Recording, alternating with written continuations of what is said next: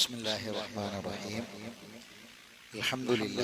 അൽഹംദുലില്ലാഹി റബ്ബിൽ ആലമീൻ. വസ്സലാത്തു വസ്സലാമു അലാ അഷ്റഫിൽ അംബിയാഇ വൽ മുർസലീൻ നബിയിനാ മുഹമ്മദിൻ വഅലാ ആലിഹി വഅസ്ഹാബിഹി അജ്മഈൻ. അമ്മാ ബഅദ്. എന്നും രാവിലെയും വൈകുന്നേരവും പ്രാർത്ഥിക്കേണ്ട ഒരു പ്രാർത്ഥനയുടെ അർത്ഥവും ആശയവുമാണ് കഴിഞ്ഞ ഏതാനും ക്ലാസ്സുകളിലായി നമ്മൾ പറഞ്ഞു വരുന്നത്. അല്ലാഹുമ്മ ഇന്നി അസ്അലുക്കൽ അഫ്വ വൽ ആഫിയത ഫിദ് ദുനിയ വൽ ആഖിറ. അല്ലാഹുമ്മ ഇന്നി അസ്അലുക്കൽ അഫ്വ വൽ ആഫിയത ഫീ ദീനി വദുനിയായ വഅഹ്ലി വമാലി. രണ്ട് കാര്യങ്ങളാണ് ചോദിക്കുന്നത്, അഫ്വും ആഫിയത്തും. എന്താണത് എന്ന് നമ്മൾ പഠിച്ചതിന് ശേഷം ഓരോന്നിലെയും അഫ്വ് എന്താണ്, അതിലെ ആഫിയത്ത് എന്താണ് എന്നും രാവിലെയും വൈകുന്നേരം ആവർത്തിച്ചു പ്രാർത്ഥിക്കേണ്ട ഈ പ്രാർത്ഥന, അത് ആത്മാർത്ഥമായി മനസ്സിൽ തട്ടി നമുക്ക് പ്രാർത്ഥിക്കാൻ കഴിയണമെങ്കിൽ അതിന്റെ ആശയം എന്താണ് എന്ന് അറിഞ്ഞു വെക്കണം. അപ്പൊ അതാണ് ഇപ്പൊ നമ്മൾ പറഞ്ഞുകൊണ്ടിരിക്കുന്നത്. കഴിഞ്ഞ ക്ലാസ്സിൽ അവസാനം പറഞ്ഞ ആയത്ത്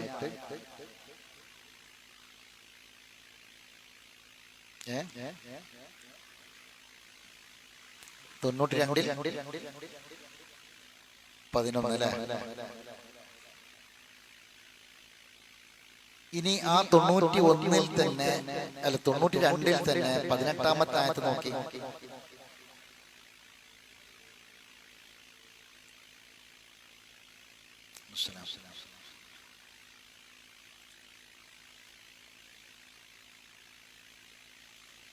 തൊണ്ണൂറ്റിരണ്ടിൽ 18-ാമത്തെ ആയത്ത്.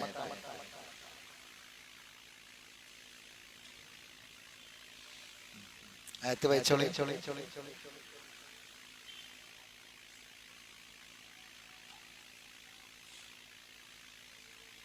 92-ൽ 18-ാമത്തെ ആയത്ത്.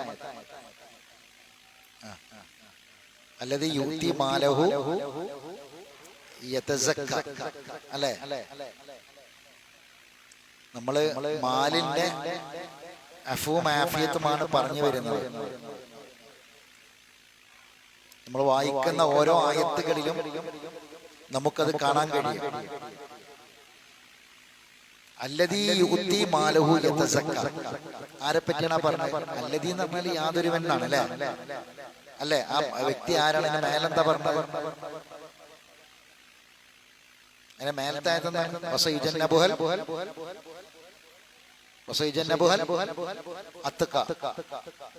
അത്തക്കയായ.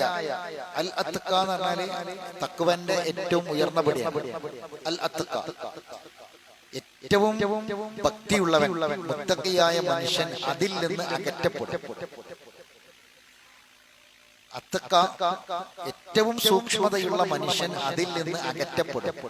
ഏതിൽ നിന്ന്? അതിന് മേൽത്തായത്ത് വായിക്കും. പിന്നെ അതിന്റെ മേലെ ലാ യസ്ലാഹ ഇല്ലൽ അഷ്ക, ലാ യസ്ലാഹ അതിൽ കടന്ന് എരിയുകയില്ല. അൽ അഷ്ക ഏറ്റവും ഭാഗ്യകെട്ടവനല്ലാതെ, ഏറ്റവും ഭാഗ്യം കെട്ടവനല്ലാതെ അതിൽ കടന്ന് എരിയുകയില്ല. ഏതിൽ കടന്ന്? എന്റെ മേലെ വായിക്കും. അതാണ് അവിടുന്ന് തുടങ്ങേണ്ടത്. ഞാനിതാ നിങ്ങൾക്ക് താക്കീത് നൽകുകയാണ്. ഞാൻ നിങ്ങൾക്ക് താക്കീത് നൽകുകയാണ്. നാറൻ തലല്ല, കത്തിജ്വലിക്കുന്ന നരകാഗ്നിയെ കുറിച്ച്. ശ്രദ്ധിക്കണം, ഇത് അല്ലാഹുവിന്റെ കലാമാണ്. ഒരു വാക്കുപോലും അശ്രദ്ധമായി പോകരുത്.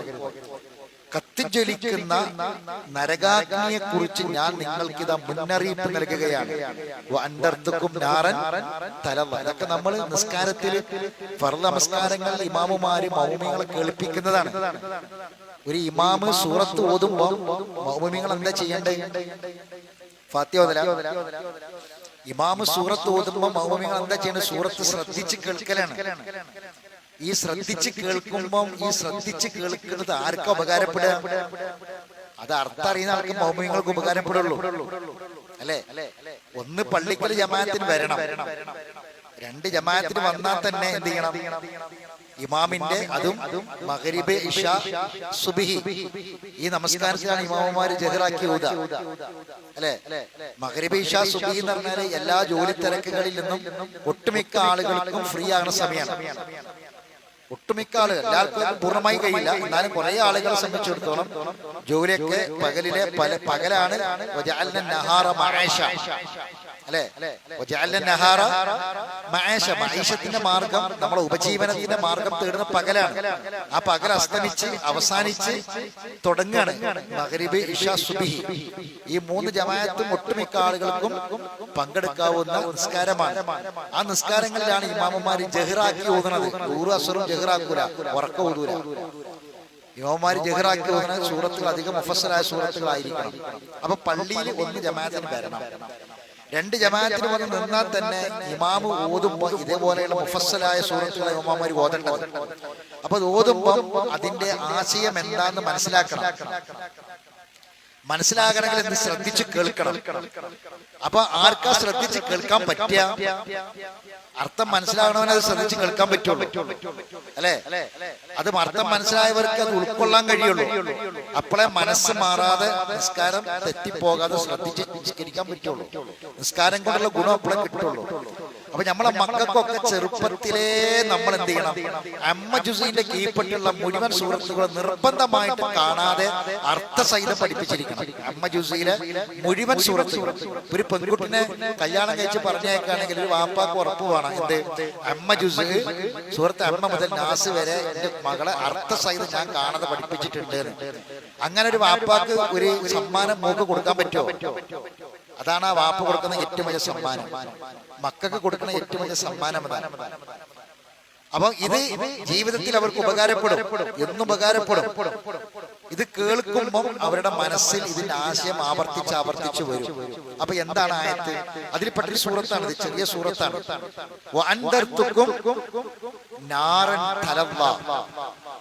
എത്ര മനോഹരമായിട്ടാണ് പള്ളിയിൽ ഇമാമുമാരി ആയത്തുകളൊക്കെ ഓതല്. ആർക്കാണ് ഇതൊക്കെ മനസ്സിലാവല്?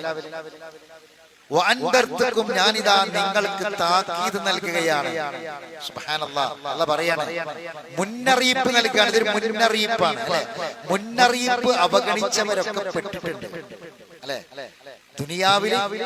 ദുനിയാവിലെ കാര്യം മാത്രങ്ങൾ എടുത്തോളി. ദുനിയാവിലെ ഏതൊരു വിഷയത്തിൽ മുന്നറിയിപ്പിനെ ആരൊക്കെ അവഗണിച്ചോ അവർക്കൊക്കെ നാശം ഉണ്ടായിട്ടുണ്ട്. മുന്നറിയിപ്പുകളെ ഗൗരവത്തിലെടുത്ത് പിന്നെ അങ്ങോട്ടും തിരിഞ്ഞു നോക്കാതെ വേഗം അവിടുന്ന് ആ മുന്നറിയിപ്പ് പരിഗണിച്ച് മുന്നറിയിപ്പിനെ സ്വീകരിച്ച ആൾക്കാരൊക്കെ രക്ഷപ്പെട്ടിട്ടുണ്ട്. അതൊരു പ്രകൃതി നിയമമാണ്. മനസ്സിലാണ്ട പറഞ്ഞത്? അപ്പോ ഒരു കാര്യത്തെ കുറിച്ച് പറയാൻ ആധികാരികമായി അറിയുന്ന ആൾക്കാര് ഇന്ന ഭാഗത്താ ഇവിടെ ഉരുൾപൊട്ടാൻ സാധ്യതയുണ്ട്, ഇതിന്റെ ഭാഗത്ത് നിന്ന് വേഗം എന്ത് ചെയ്യണം, ഇവിടുന്ന് വേഗം പെട്ടെന്ന് മഴ വർഷിച്ചുകൊണ്ടിരിക്കുകയാണ്, മഴ നല്ലോണം ശക്തിയായി പെയ്തുകൊണ്ടിരിക്കുന്നുണ്ട്, അതുകൊണ്ട് ഈ ഭാഗത്തൊക്കെ വേഗം എന്ത് ചെയ്യണം, ഒഴിഞ്ഞു പോകണം എന്ന് പറഞ്ഞാൽ ആ മുന്നറിയിപ്പ് നൽകണത് അത് അതിന്റെ അതിന് അർഹതയുള്ള അധികാരമുള്ള അതിനെക്കുറിച്ച് പഠിച്ച് മനസ്സിലാക്കിയ ആൾക്കാരാണ് കൊടുക്കുന്നത്. അപ്പൊ എന്ത് ചെയ്യണം, നമ്മളൊക്കെ അതിനേക്കാൾ വലുത് കണ്ടിക്കണെന്ന് പറഞ്ഞ് അവിടെ തന്നെ ഇരുന്നാൽ എന്ത് ചെയ്യും, ഒരു പക്ഷേ അപകടത്തിൽപ്പെടാം, ഉള്ളതെല്ലാം നശിച്ചു പോകാം. ഒരു നിമിഷ നേരം കൊണ്ട് ഒരു ആയുസ്സിൽ സമ്പാദിച്ചത് മുഴുവൻ സ്വപ്നങ്ങളും തകർക്കപ്പെടാം. മുന്നറിയിപ്പുകൾ അവഗണിക്കരുത്. മുന്നറിയിപ്പുകൾ നൽകുന്നത് ആരാന്ന് ചോദിച്ചാൽ, ഇപ്പൊ നമ്മുടെ നാട്ടില് മഞ്ഞപ്പിത്തം പടരുന്നു, അപ്പൊ മുന്നറിയിപ്പ് കൊടുക്കുന്ന ആരോഗ്യ വകുപ്പ് മുന്നറിയിപ്പ് കൊടുക്കുക അല്ലെ, അവരാണ് കൊടുക്കേണ്ടത്. അപ്പൊ അവര് പറയുമ്പോൾ തിളപ്പിച്ചാറ് വെള്ളമല്ലാതെ കുടിക്കാൻ പാടില്ല എന്ന് പറഞ്ഞാൽ ആ ഒരു മുന്നറിയിപ്പിനെ അവഗണിച്ചാൽ അവഗണിക്കുന്നവർക്ക് എന്തുണ്ടാകും, ദുനിയാവിൽ പ്രയാസം ഉണ്ടാവും. ഏത് കാര്യം അങ്ങനെ തന്നെയാണ്. ഈ ആയത്ത് നോക്കി നിങ്ങൾ അല്ലാഹ് പറയാ, വഅൻദർതുക്കും, ഞാനിതാ നിങ്ങൾക്ക് മുന്നറിയിപ്പ് നൽകുകയാണ്. ഇവിടുന്ന് പറഞ്ഞുതരാം, ഇതൊക്കെ എപ്പോഴാണെന്നറിയാം, നരകം കാണും. എപ്പോ? മരിക്കണ സമയത്ത്. മരണത്തോടുകൂടി ഇതെല്ലാം സത്യം ബോധ്യപ്പെടും. ഒരാൾ അവസാനം ദുനിയാവിൽ തന്നെ അള്ളാഹ് ബോധ്യപ്പെടുത്തിയിട്ടേ കൊണ്ടുപോകുള്ളൂ കേട്ടോ. മരിച്ച് പരലോകത്തെത്തിയതിന്റെ ശേഷമാണ് ഇതൊക്കെ മനസ്സിലാകാൻ ആരും വിചാരിക്കണ്ട. ഇവിടുന്ന് തന്നെ സ്വർഗവും നരകവും ഒക്കെ മരിക്കുന്ന സമയത്ത് കാണിച്ചു കൊടുക്കുമെന്ന് റസൂലുള്ളാഹി സ്വല്ലല്ലാഹി അലൈഹി വസല്ലം സ്വഹീഹായ ഹദീസിലൂടെ നമ്മളെ പഠിപ്പിച്ചിട്ടുണ്ട്. അപ്പൊ നരകം കാണും, മലക്കുകൾ കാണിച്ചു കൊടുക്കും. നരകം ഇവിടുന്ന് മരിക്കുന്ന സമയത്തിന് ഇതൊക്കെ കണ്ടിട്ടാ ഇവിടുന്ന് പോവുക, ഇവിടുന്ന് ഇതൊക്കെ ബോധ്യപ്പെടും. അപ്പൊ ആ സമയത്ത് അവസാന മൂമെന്റില്, അവസാന സന്ദർഭത്തിൽ തിരിച്ചു വരാൻ ഒരു നിമിഷ നേരം പോലും നീട്ടിക്കൊടുക്കാത്ത അവസാനത്തെ സമയത്ത് ബോധ്യപ്പെടുന്നവരാവരുത് നമ്മൾ. അവസാന സമയത്ത് ബോധ്യപ്പെടുന്നവരാവരുത്, അതിന് മുമ്പേ ബോധ്യപ്പെടണം. അതിനാണ് ഈ താക്കീത് നൽകുന്നത്. നിങ്ങൾക്കിതാ ഞാൻ മുന്നറിയിപ്പ് നൽകുകയാണ്. നാരൻ തലവ, കത്തിജ്വലിക്കുന്ന നരകാഗ്നിയെ കുറിച്ച് നിങ്ങൾക്ക് ഞാൻ മുന്നറിയിപ്പ് നൽകുകയാണ്. മുന്നറിയിപ്പ്, അതെ, അത് പരലോകത്തെ കുറിച്ച് പറഞ്ഞിട്ടുണ്ട്. ഇത് നമുക്ക് ഇപ്പോൾ കാണാൻ പറ്റാത്ത പലതും നമ്മുടെ മരണത്തിന്റെ സമയത്ത് പടച്ചോൻ കാണിച്ചു. അങ്ങനെയാണ്.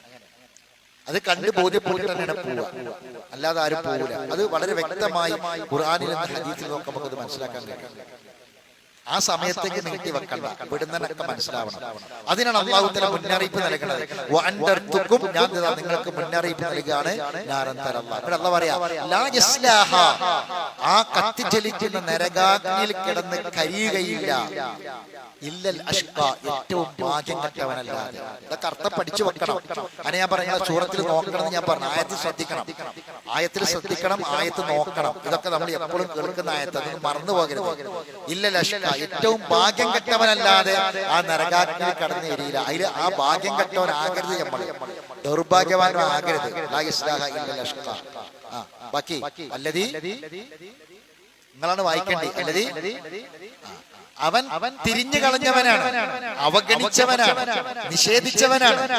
കർത്തവത്തവല്ല, നിഷേധിക്കുകയും തള്ളിക്കളയുകയും തിരിഞ്ഞു കളയുകയും ചെയ്തവനാണ്. ഈ മുന്നറിയിപ്പിനെ മെയിൻ ചെയ്തില്ല, മുന്നറിയിപ്പിനെ തള്ളിക്കളഞ്ഞു, മുന്നറിയിപ്പുകളെ തള്ളിക്കളഞ്ഞ് തിരിഞ്ഞുപോയി. മുന്നറിയിപ്പുകളെ തള്ളിക്കളഞ്ഞ് തിരിഞ്ഞു പോയവരൊക്കെ നാശത്തിൽപ്പെട്ടിട്ടുണ്ട്. തന്നെയാണ് മരണത്തിന് ശേഷം സംഭവിക്കാൻ പോണത്. ദുനിയാവിൽ മാത്രമല്ല പരലോകത്തും സംഭവിക്കാൻ പോണ കാര്യം തന്നെയാണ്. അല്ലദീ കദ്ദബ വതവല്ല. പിന്നെ ആ നരകത്തിൽ നിന്ന് അകറ്റപ്പെടൽ ആരാ? അൽ അത്ഖ, നല്ലോണം സൂക്ഷിച്ചവനാണ്. അൽ അത്ഖ എന്ന് പറഞ്ഞാൽ ഏറ്റവും നന്നായി സൂക്ഷിച്ചവൻ, ജീവിതത്തിൽ നല്ല സൂക്ഷ്മത കൈവരിച്ചവനാണ് നരകത്തിൽ നിന്ന് അകറ്റപ്പെടുക. ഇനി ആ സൂക്ഷ്മതയുടെ അങ്ങേ അറ്റത്തെ സൂക്ഷ്മത ഏത് കാര്യത്തിൽ കൂടി ഉണ്ടാകുമ്പോഴാണ് ഉണ്ടാവുക? അതാണ് ഇനി പറയാൻ പോണ കാര്യം. ശ്രദ്ധിക്കണം. എന്താന്നറിയ പറഞ്ഞത്?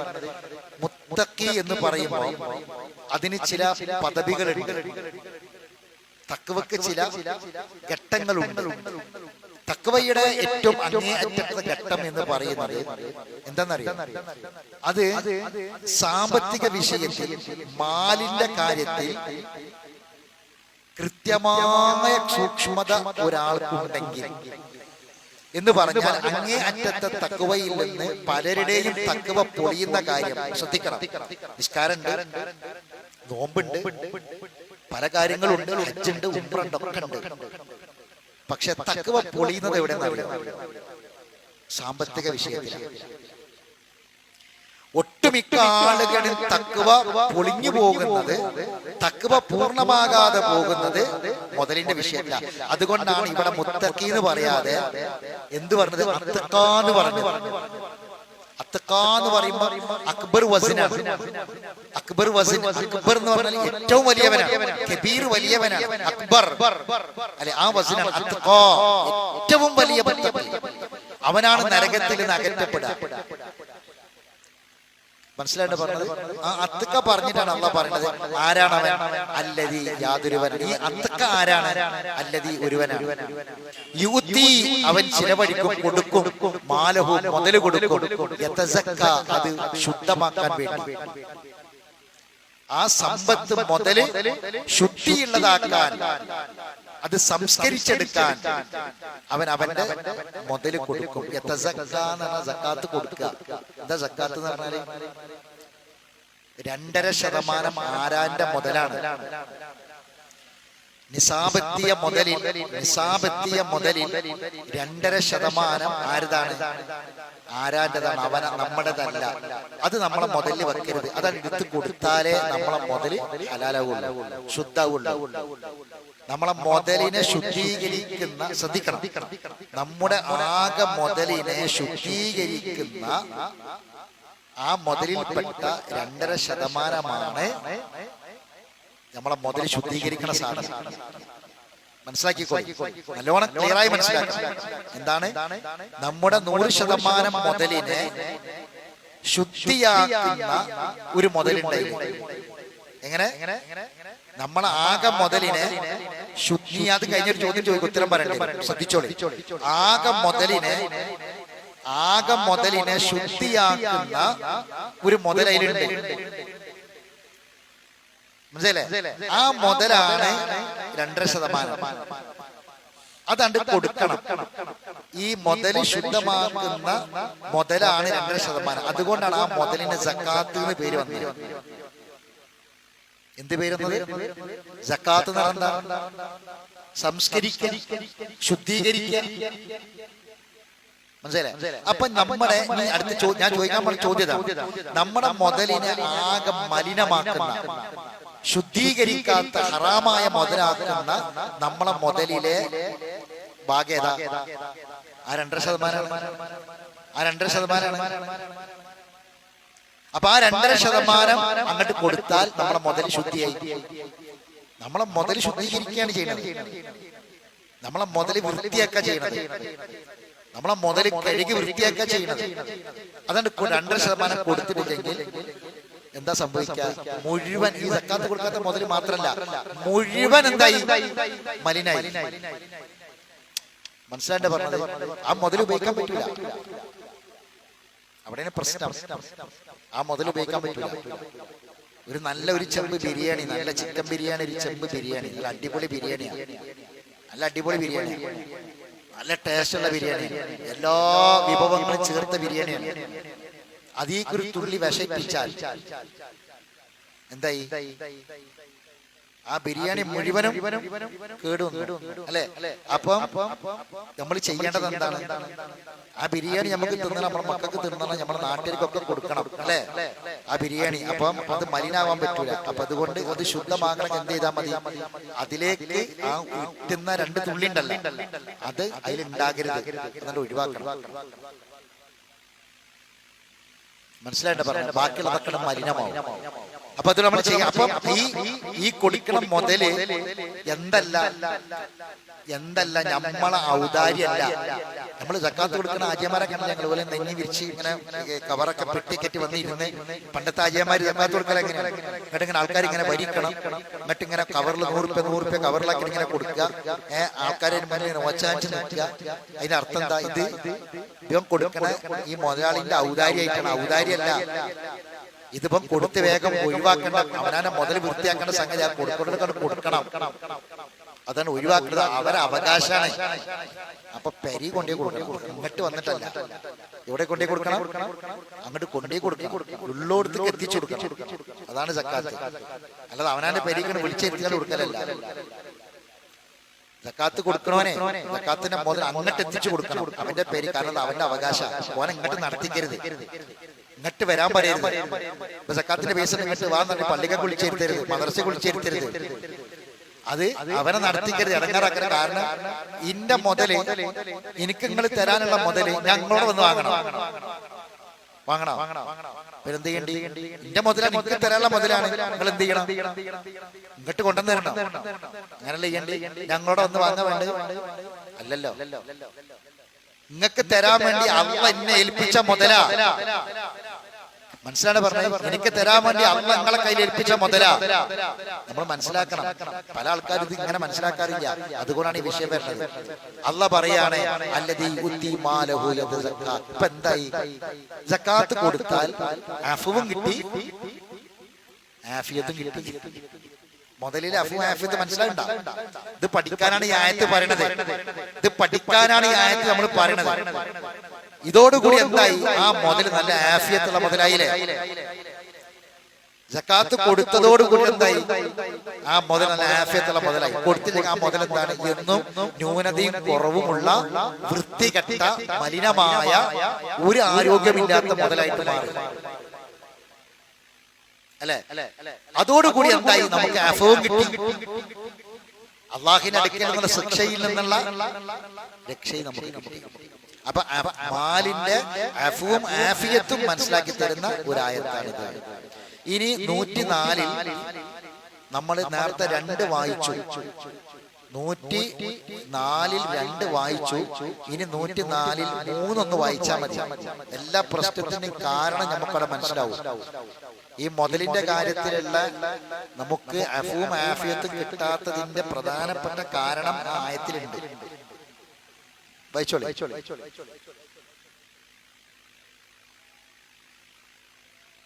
എന്താണ്?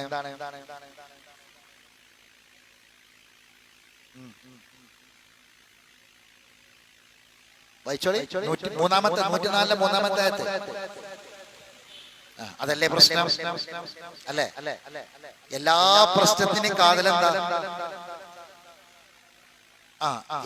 അവൻ വിചാരിക്കണത് അന്ന മാലഹു അഖ്ലദ, ആ മുതല് അവനെ ശാശ്വതനാക്കുന്നതാണ്. അല്ലേ? ഇത് വിട്ടുകൊടുക്കാത്തതിനൊക്കെ പ്രശ്നം എന്താ? ഇപ്പൊ നിങ്ങള് സോഷ്യൽ മീഡിയയിലൊക്കെ വായിച്ചില്ലേ, ഒരു വയനാട്ടില് പട്ടാളക്കാര് മൃതദേഹങ്ങൾ തരുന്ന സമയത്ത് ഒരു പെട്ടി കിട്ടി. നിങ്ങൾ വായിച്ചില്ലേ? ആ പെട്ടിയില് ഒരു പരാതിക്കത്ത് കിട്ടി. എന്താണ് ആ പരാതിക്കത്ത്? വേലിയിൽ അയൽവാസി വേലി കെട്ടിയപ്പോ വേലിയിലെ കല്ല് അവന്റെ പറമ്പിലേക്ക് കയറ്റി വെച്ചു എന്നാ പരാതി. അങ്ങനെ കേസ് കൊടുത്തിട്ടുള്ള, പരാതി കൊടുത്തിട്ടുള്ള രേഖയാണ് ആ പെട്ടിന്ന് കിട്ടിയത്. ആ പരാതി കൊടുത്തോനും ഇന്ന് ആ മണ്ണിലില്ല. ആർക്കെതിരിലാണോ പരാതി കൊടുത്തത് ഓനും ഇല്ല, രണ്ടാളും ഇല്ല. രണ്ടാളെ ഭൂമിയില്ല, രണ്ടാളെ പറമ്പുമില്ല, രണ്ടാളെ വേലിയില്ല, രണ്ടാളെ പെരയില്ല. മനസ്സിലായി പറഞ്ഞേ? രണ്ടാളെ വീടുമില്ല, രണ്ടാളെ വേലിയില്ല, പറമ്പുമില്ല. മനുഷ്യന്റെ അവസ്ഥ മുതലാണ് മനുഷ്യനെ നമുക്ക് സ്വർഗം നഷ്ടപ്പെടുത്തുന്ന ഏറ്റവും പ്രധാനപ്പെട്ട കാര്യം. ഏറ്റവും വലിയ മുതലാണ്, നമുക്ക് കണക്കാക്കാൻ കഴിയാത്ത ഒരു ഈമാനുള്ള മനുഷ്യന് കിട്ടേണ്ട ഏറ്റവും വലിയ മുതലാണ് സ്വർഗം. ആ ഏറ്റവും വലിയ വില കണക്കാക്കാൻ പറ്റാത്ത സ്വർഗം എന്ന ഏറ്റവും വലിയ മുതല് നിസ്സാരമായ ഈ ഭൗതിക ദുനിയാവിലെ മുതലിന് വേണ്ടിയിട്ട് മനുഷ്യന്മാരെന്ത് ചെയ്യാണ്? നഷ്ടപ്പെടുത്തുക. ഏട്ടനും അഞ്ചനും തമ്മിൽ തെറ്റിയിട്ടാണ് ജീവിക്കണമെങ്കിൽ ആ തെറ്റ കാലത്ത് എത്ര നിസ്കാരം ഉണ്ട്, നിസ്കാരം ഒന്നും നമ്മൾ സ്വീകരിക്കൂല. ഉറപ്പല്ലേ? ഏട്ടനും ആങ്ങളും പെങ്ങളും തമ്മിൽ തെറ്റി. ആ തെറ്റ കാലത്തുള്ള ഈ പെങ്ങള് 10 ഹത്ത് തീർത്തിട്ട് കാര്യമില്ല. ഈ പെങ്ങള് ഹജ്ജിനും ഉംറക്കും പോയിട്ട് കാര്യമില്ല. ഈ ആങ്ങള് ഹജ്ജിന് പോയിട്ട് കാര്യമില്ല. പഠിച്ചോ സ്വീകരിക്കോ? എന്താ നിങ്ങളത് മിണ്ടാത്ത? സ്വീകരിക്കോ? സംശയം ഉണ്ടോ നിങ്ങൾക്ക്? സ്വീകരിക്കൂല. വാപ്പാനെറ്റ് മക്കള് തെറ്റി, മക്കളെറ്റ് വാപ്പ തെറ്റി. എന്താ പ്രശ്നം? മുതലാണ് പ്രശ്നം. എന്താ ഉണ്ടാവുക? നിസ്കാരം സ്വീകരിക്കോ? അമല് സ്വീകരിക്കോ? ഇല്ല. പോയില്ലേ? പരലോകം പോയില്ലേ? എന്നിട്ട് ഇതുകൊണ്ട് വല്ല സമാധാനം കിട്ടാണ്ട് മനുഷ്യനെ. ഈ തെറ്റി അകന്ന് ജീവിക്കുന്ന കാലത്തോളം ഇവിടെ ഈ മുതൽ തീരുമാനാവൂല. കേസാണ്. കേസായ മുതൽ എന്താ തീരുമാനമാകുക? ഇപ്പൊ നമ്മുടെ നാട്ടിലൊക്കെ പല സ്ഥലത്തുള്ള ഒഴിഞ്ഞു കിടക്കുന്ന പണ്ടുള്ള മറ്റേ ജന്മിമാരുടെ വലിയ മുതലാളിമാരെ ഭൂമികളൊക്കെ ഇങ്ങനെ കിടക്കുന്നുണ്ട്. പല ഭൂമി കേസിലാണ്. തലമുറകളോളം നീണ്ടുപോകുക. ആ പറമ്പിലെ തേങ്ങ ഇടുന്നില്ല, ആ പറമ്പിലെ ഭൂമി നോക്കണില്ല, അതിൽ കൃഷി നടക്കണില്ല, ഒന്നും നടക്കണില്ല. അങ്ങനെ കിടക്കുക. ആർക്കൊരു ഉപകാരമില്ല. എത്ര സ്ഥലത്തുണ്ട്, എത്ര ബിൽഡിങ്ങുകൾ, എത്ര സ്വത്ത് കേസിൽ കിടക്കുന്നു. ആർക്കുപകാരം? ഓൽക്കുപകാരം. ആർക്കുപകാരം? കൊടുത്തോനുപകാരമില്ല, മറ്റോനുപകാരമില്ല, ആർക്കുപകാരമില്ലാതെ. ഇതൊക്കെ എന്തിന്റെ പേരില? ദുനിയാവിലും നാളെ ആഖിറത്തിലും. സുബ്ഹാനല്ലാഹ്. അതാണ് അല്ലാഹ് പറഞ്ഞത്, അല്ലദീ വൈലുൽ ലികുല്ലി ഹുമസത്തിൻ ലുമസാ അല്ലദീ ജമഅ മാലഹു വഅദ്ദദാ യഹ്സബു അന്ന മാലഹു. എണ്ണിക്കണക്കാക്കി, ഒരുമിച്ച് കൂട്ടി എണ്ണിക്കണക്കാക്കി അവൻ വിചാരിച്ചത് എന്താണ്? ഇത് ശാശ്വതമാകുമെന്നാണ്. അപ്പം ആ ചിന്ത ഒഴിവാക്കിയിട്ട് പ്രാർത്ഥിക്കണം. എന്ത്? അല്ലാഹുമ്മ ഇന്നി അസ്അലുക്കൽ അഫ്വ വൽ ആഫിയത ഫീ ദീനി വ ദുനിയായ വ അഹ്ലി വ മാലി. ഇനി ഒരു നല്ല ഉദാഹരണം നമ്മൾ പറഞ്ഞു. മനോഹരമായ ഒരു ഒക്കെ ചെറിയ സൂറത്താണ്. ഒരു മനോഹരമായ ഉദാഹരണം. ഒരു മുതല് ആ മുതലില് അഫ്വ് ഉണ്ടായില്ല, ആഫിയത്ത് ഉണ്ടായില്ല. രണ്ടും കിട്ടാത്തൊരു മനുഷ്യനെ പറ്റി അല്ലാഹു ഖുർആനിൽ പറയുമ്പോൾ അതാരാ? അവൻ തന്റെ മുതല് കൊണ്ട് അഫ്വും കിട്ടിയില്ല, ആഫിയത്തും കിട്ടിയില്ല, ഒരു ഉപകാരം കിട്ടിയില്ല, ഒരു പ്രയോജനം കിട്ടിയില്ല. അവൻ സമ്പാദിച്ചത് കൊണ്ടും അവന്റെ മുതല് കൊണ്ട് ഒരു ഉപകാരം ഉണ്ടായില്ല എന്ന് അള്ളാഹു പറഞ്ഞത് ഒരാളെ പറ്റി. ആരെ പറ്റിയാ? ഒരു ക്ലൂ കൂടി തരാം, അപ്പൊ മനസ്സിലാവും. ഇതെന്തിനങ്ങനെ ചോദിക്കണമെന്ന് മനസ്സിലായിക്കണം. ഇത് മറക്കാതെ കാണാം. അള്ളാഹ് പറഞ്ഞത് അവനെ പറ്റി പറയാണ്, നീ നശിച്ചിരിക്കുന്നു, നിന്റെ ഇരു കരങ്ങളും നശിച്ചിരിക്കുന്നു. ഇപ്പൊ നിങ്ങൾക്ക് ആളെ മനസ്സിലായിട്ടോ? ആരാ ആരാ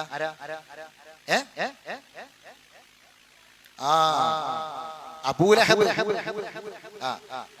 അബൂലഹബിനെ പറ്റിയാണ് ഇത് പറഞ്ഞത് അല്ലെ? എന്താ പറഞ്ഞ?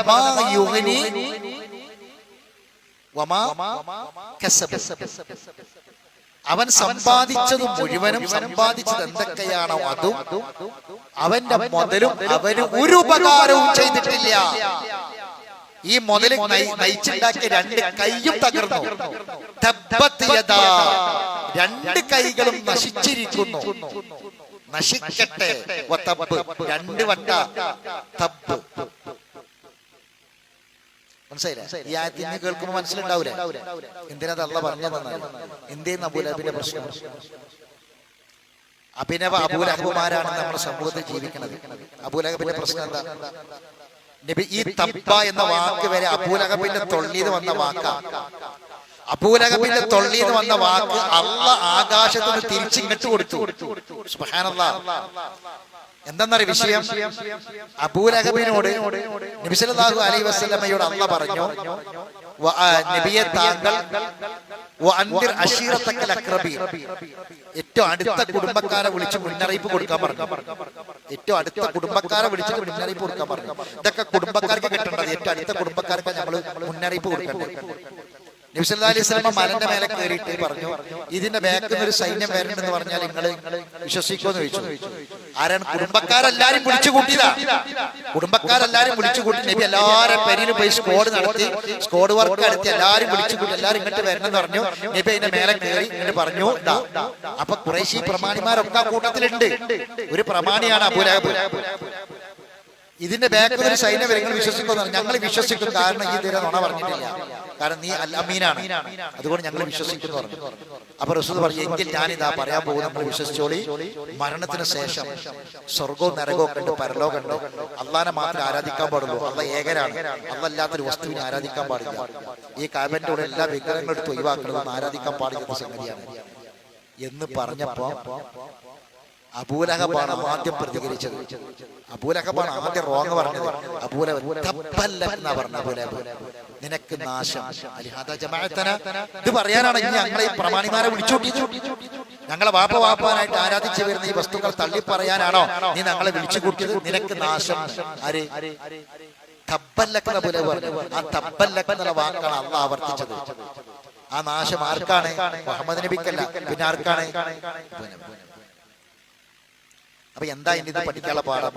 അള്ളാഹു നബി എന്തിലേക്കാണ് അബൂലഹബിനെ വിളിച്ചത്? ഖുറാനിലേക്ക് അല്ലെ? ഖുറാനിലേക്കാണ്, ദീനിലേക്കാണ് വിളിച്ചത് അല്ലെ?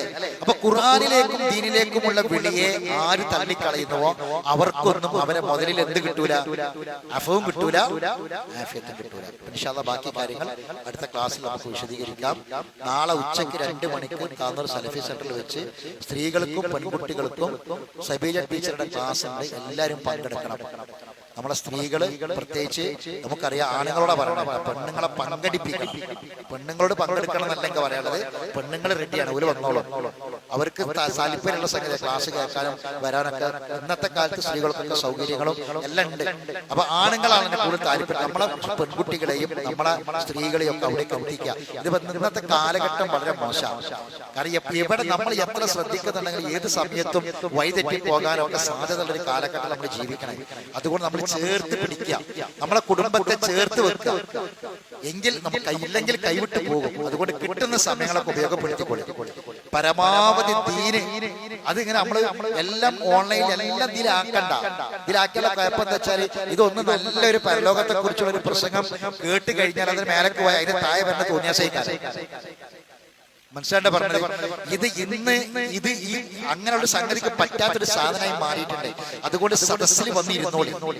സദസ്സിൽ വന്നിരുന്നിട്ട് നേരിട്ട് കേട്ട് പഠിക്കട്ടെ നമ്മളെ മക്കള്. ദീന് പഠിക്കാൻ വേണ്ടി സാധനം കൊടുത്തിട്ട് ഒരു സോഷ്യൽ മീഡിയയിൽ ലൈവായിട്ട് കേൾക്കേണ്ടത് പറഞ്ഞ കാര്യമില്ല. അത് വളരെയധികം പ്രയാസം കാലഘട്ടം നമ്മൾ ജീവിക്കുന്നത്. അതുകൊണ്ട് ഇത്തരം പരിപാടികൾ നമ്മൾ പങ്കെടുപ്പിക്കുക. 2:30 മണിക്ക് കറക്റ്റ് പരിപാടി തുടങ്ങും. അതുകൊണ്ട് നേരത്തെ തന്നെ അവിടെ ഒരു ഇൽമിന്റെ മജ്ലിസാണ്. അവിടെ സലാം പറഞ്ഞ് ഈ പ്രസംഗിക്കുന്ന ആൾക്കാരെ വിളിക്കണം. സ്വാഗതം പറയുന്ന സമയത്തിന് അസ്സലാമു അലൈക്കും എന്ന് പറയുമ്പോൾ തന്നെ ആ സാസിൽ ഉണ്ടെങ്കിൽ മലക്കുകൾ ഉണ്ടാവും. ആ സാസിൽ നമ്മളെ പേരവിടെ രേഖപ്പെട്ട് കിടക്കും. നമുക്ക് വേണ്ടി ആ മലക്കുകൾ പ്രാർത്ഥിക്കും. ഇതിന്റെ ഗുണങ്ങളൊക്കെ നമുക്ക് നമ്മുടെ കുടുംബത്തിനും നമ്മുടെ മക്കൾക്കും കിട്ടും. ഒരു പെണ്ണ് നന്നായി ഒരു കുടുംബം നന്നാവും. മനസ്സിലാണ്ടല്ലോ. അതുകൊണ്ട് നമ്മൾ പ്രത്യേക ഇത്തരം പരിപാടികളൊക്കെ നമുക്ക് അപൂർവമായിട്ട് കിട്ടുന്നതാണ്. അതുകൊണ്ട് എല്ലാവരും അവരുടെ കുടുംബത്തെ പങ്കെടുപ്പിക്കുക, സ്ത്രീകളെ പങ്കെടുപ്പിക്കുക. നാളെയാണ്, മറന്നു പോകരുത്. ഇതികൂടെ കേട്ട് പോകരുത്, മറന്നു പോകരുത്. ഞായറാഴ്ച നാളെ 2:30 മണിക്കാണ്. കൃത്യം 2 മണിക്കുള്ള ഭക്ഷണമൊക്കെ കഴിച്ച് നേരത്തെ അവിടെ എത്തിച്ചേരാ. എല്ലാ നന്മകളിലും സഹായിക്കാനും സഹകരിക്കാനുള്ള ഈമാൻ നൽകി അല്ലാഹു നമ്മളൊക്കെ അനുഗ്രഹിക്കുമാറാവട്ടെ. റബ്ബനാ തഖബ്ബൽ മിന്നാ ഇന്നക അൻതസ് സമീഉൽ അലീം വതുബ് അലൈനാ ഇന്നക അൻതത് തവ്വാബുർ റഹീം വആഖിറു ദഅവാനാ അൽഹംദുലില്ലാഹി റബ്ബിൽ ആലമീൻ സുബ്ഹാനകല്ലാഹുമ്മ ബിഹംദിക അശ്ഹദു അൻ ലാ ഇലാഹ ഇല്ലാ അൻത അസ്തഗ്ഫിറുക വഅതൂബു ഇലൈക്.